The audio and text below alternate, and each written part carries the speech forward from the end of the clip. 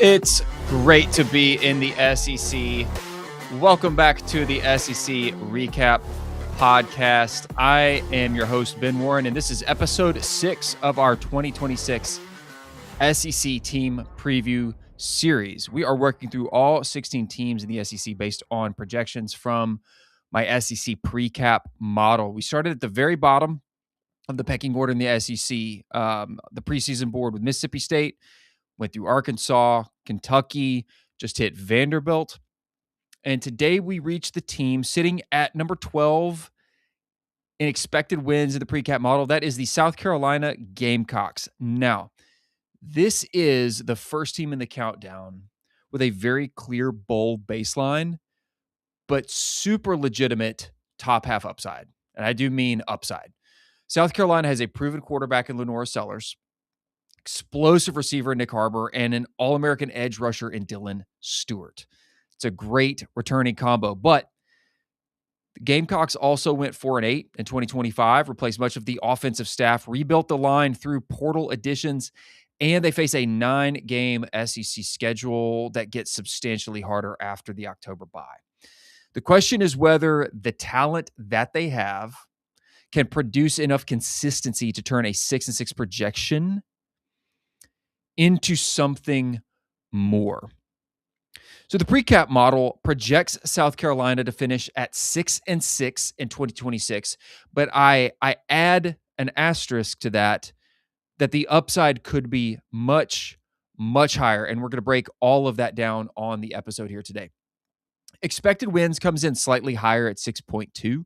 The model gives the Gamecocks a 69.9% chance to reach at least 6 wins this season. But there's an important kind of tension or pull in those numbers. If you pick every game individually down the board here, you'll see that South Carolina is only outright favored in 5 games, which would put them at 5-7. Favored against Kent State, Towson, Mississippi State, Kentucky, Arkansas. That gets you to 5. So to reach that 6-win projection, South Carolina has to convert at least 1 game where you begin as an underdog. Tennessee at home, 40% chance. Florida on the road, 36. Oklahoma on the road, 34. Clemson at the end of the season on the road, 33. That's the entire season summed up in one picture. Now, South Carolina has enough star power to be very dangerous. They've got enough favorable games on this schedule to build a clear bowl path. There's enough uncertainty on the offensive line and the coaching staff to make almost every meaningful outcome believable. Is it possible the Gamecocks could finish 4-8 again? Yes. But I think the upside is that they could also win 8 games on this schedule. The difference is going to be whether Shane Beamer can turn a team that repeatedly entered the fourth quarter with a chance, we're looking back at that Texas A&M game, into a team that actually finishes. So first, let's look back at what happened in 2025. They finished that season at 4-8 overall, just 1-7 in SEC play. The basic statistical profile really explains why that record felt so frustrating if you're a Gamecocks fan. Averaged 22.7 points at 336 yards per game. They allowed 22 points and 353 yards per game. Now, that's not a team being outright overwhelmed every week. The defense was competitive. Special teams remains a weapon, as it always does on a Beamer squad. South Carolina finished +4 in turnover margin, and they scored 7 non-offensive touchdowns. That ties for second in the FBS. The offense simply could not sustain drives or finish games consistently. South Carolina was either leading or within 1 score entering the fourth quarter in 10 of its 12 games. In the 8 losses, Gamecocks led Mizzou, Alabama, and A&M entering the fourth quarter. They trailed LSU, Ole Miss, and Clemson by 1 score entering the final period.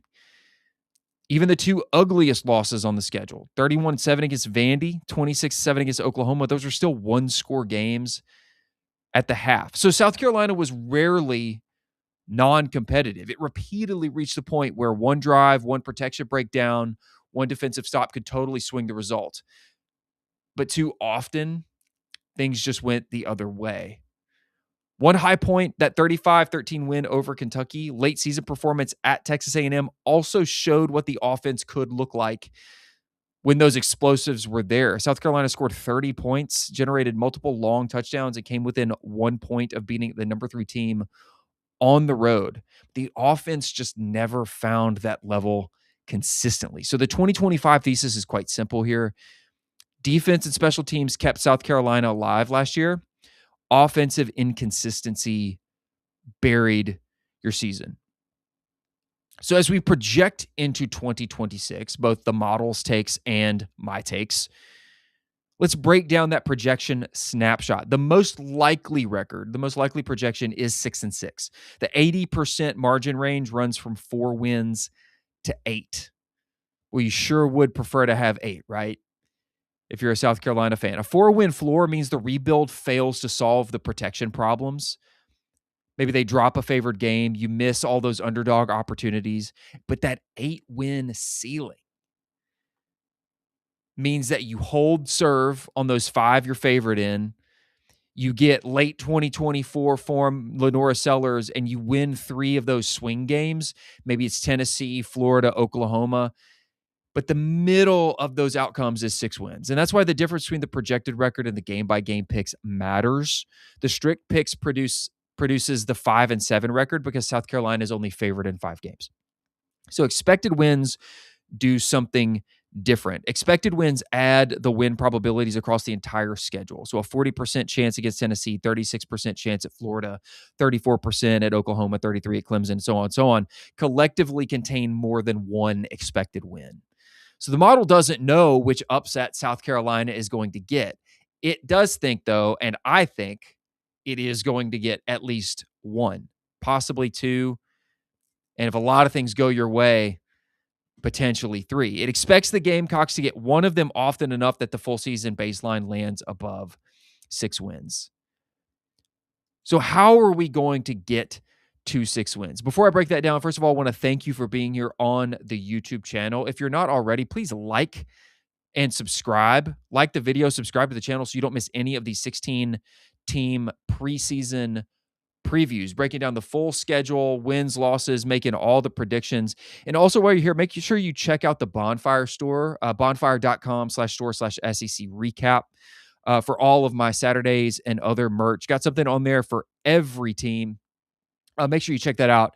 Just support the channel, support the show.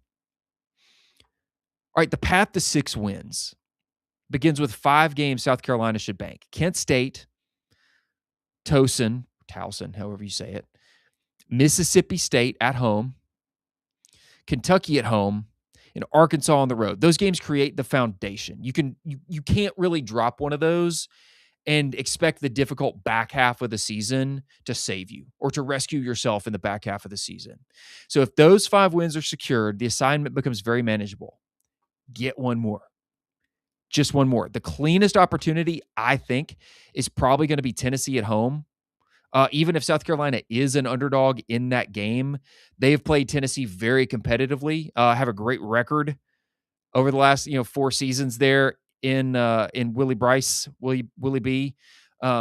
Florida in Gainesville, that's a road game, 36%. You don't like the odds as much, but doable. Oklahoma in Norman, I think that would be a tougher road game, a harder one to swing, but 34% chance to win there. And then Clemson in the final rivalry, that is a rivalry game, and they've played well over the past few years, but they could be an underdog at the end of the season. Texas A&M at home sits just behind them at 30%, but I think Texas A&M is going to be very, very good this year, so I'm not putting that in the swing game category. Multiple routes to bowl eligibility. You don't need one specific miracle here. You just need to be ready when one of those games gets into that fourth quarter with the margin inside 1 score, and you got to be able to finish. I think that's where the season is going to be decided. So let's look at the full schedule map. We have our favorite tier. Those are the games that they're outright favored in. And you can see that the schedule is very clean early on, and it's brutal late. You open up against Kent State and Towson, gets the offensive staff time to install the system, settle the line, create confidence without immediately stepping in front of an elite defense. Then Mississippi State comes to town in week 3. Chance for a good home win there. First major road test at Alabama.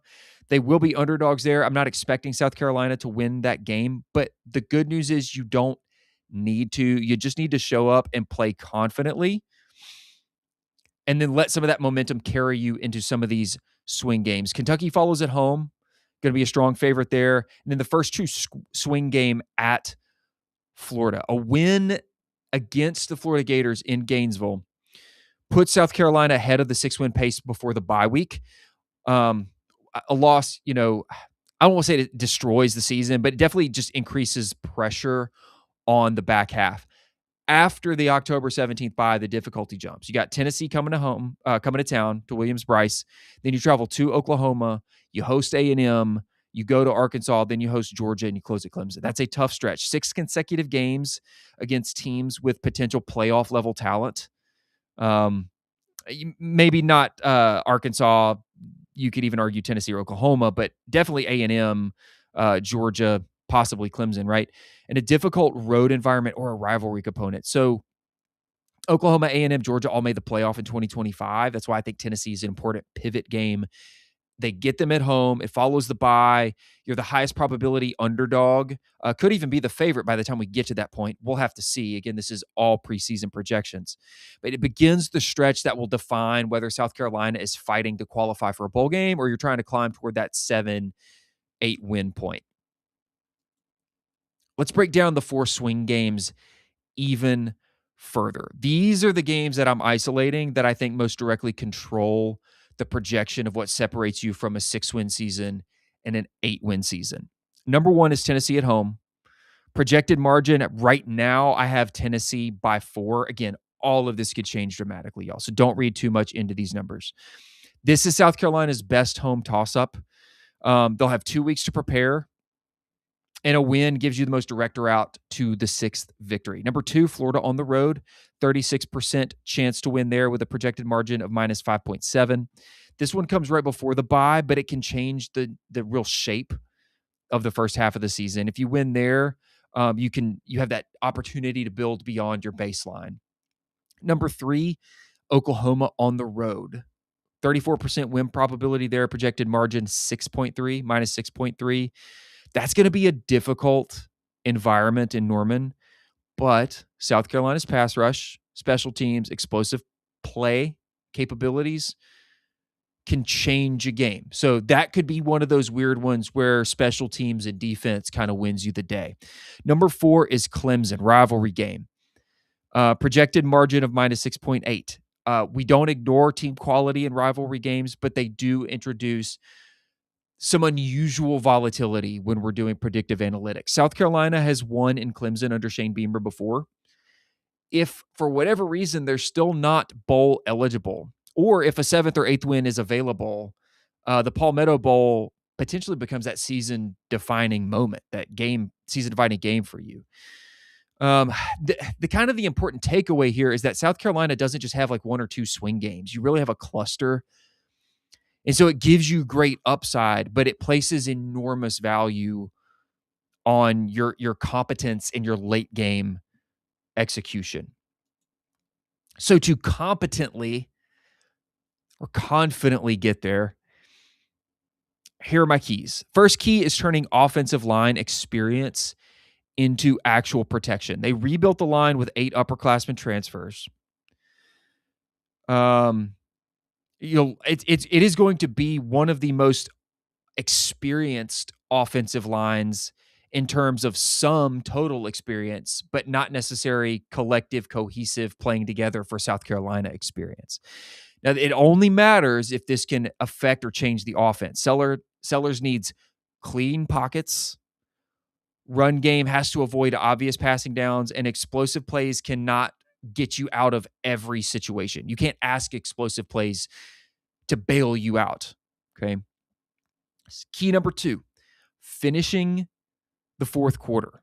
They were in a position to do that in almost every game last season. They just simply didn't close. I think this is where a singular coaching hire could be the difference maker, and that's the Kendal Briles hire. I think this is where it matters. His TCU offenses averaged more than 30 points in each of his past 3 seasons, ranked 11th, 31st, and 30th nationally in total offense. You don't expect him to be a sudden like top 10 offense, but you expect to see a significant boost in comprehension and consistency, I think.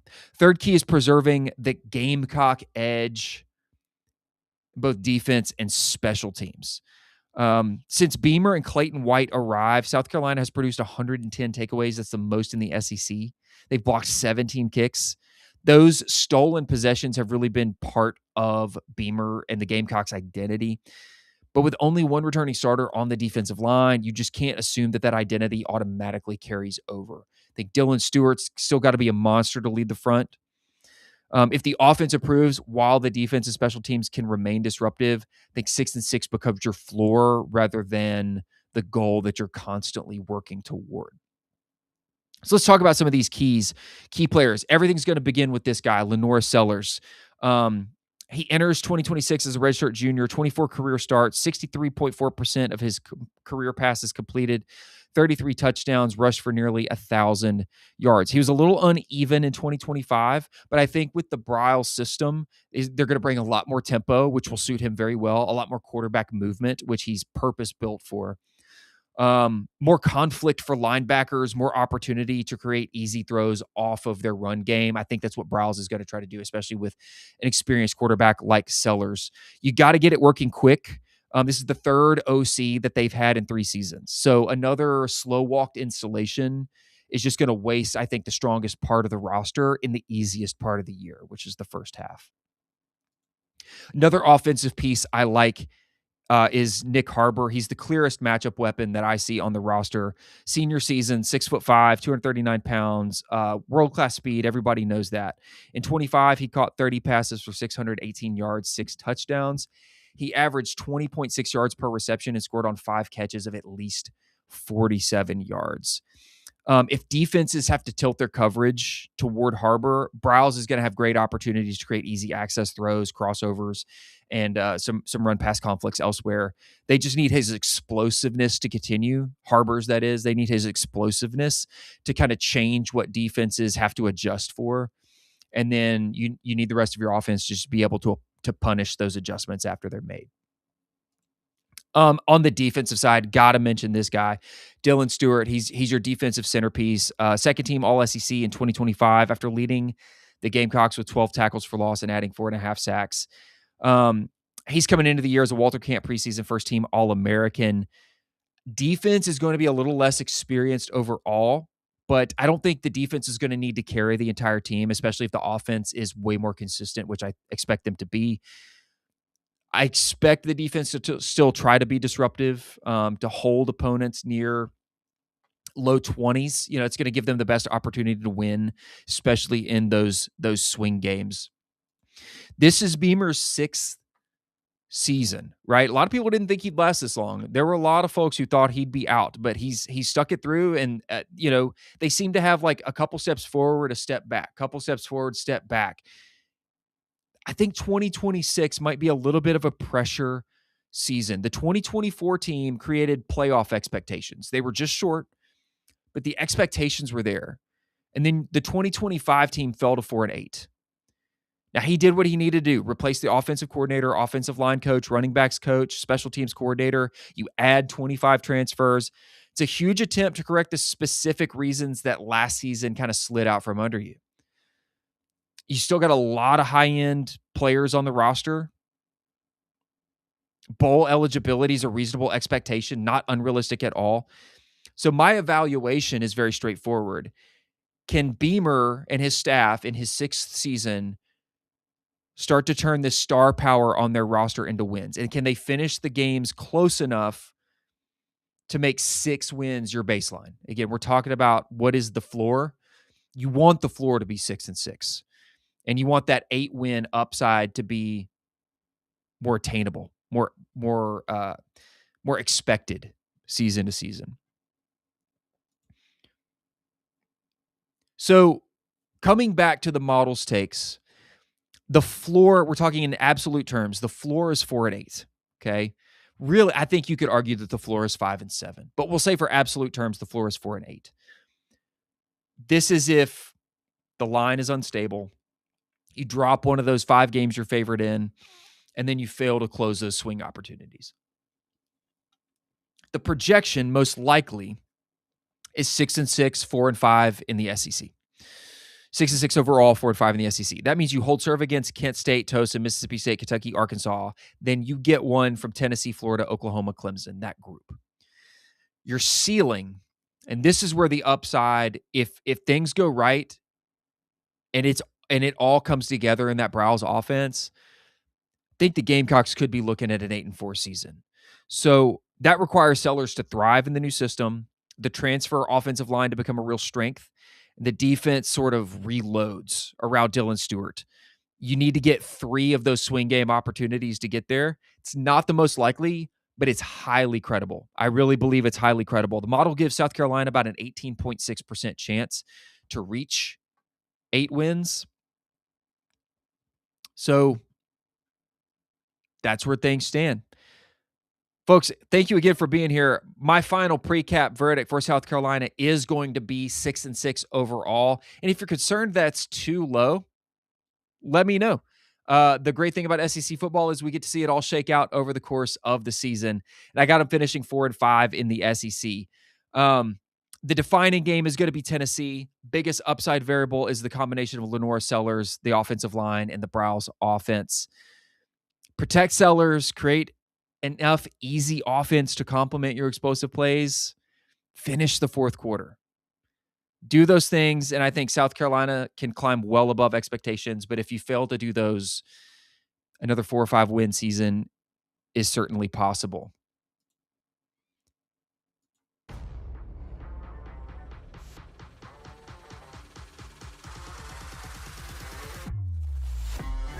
Do it for episode 6 of the SEC Recap 2026 Team Preview Series. Next, we move to the team sitting at number 11 in my expected wins. That's the Florida Gators. Can Florida turn a difficult schedule and another season of pressure into a winning record, or is the middle of the SEC simply too crowded? Going to break down the model, the schedule, the roster. Also give you the final verdict in the next episode. Until then, follow SEC Recap. Visit my website, secrecap.com. And as always, it's great to be in the SEC. Catch you on the next one.